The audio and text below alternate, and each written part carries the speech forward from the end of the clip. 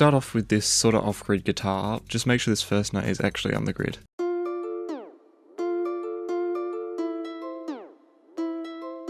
Layer that with a flute.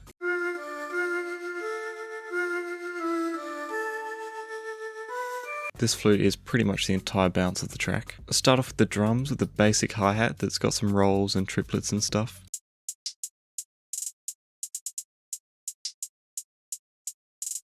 Of course, you guess where the clap will go. Chuck an open hat in there, I guess, why not?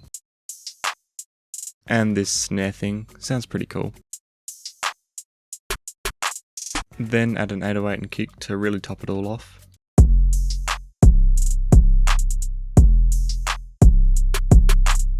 Finish off the track with some automation and a crash.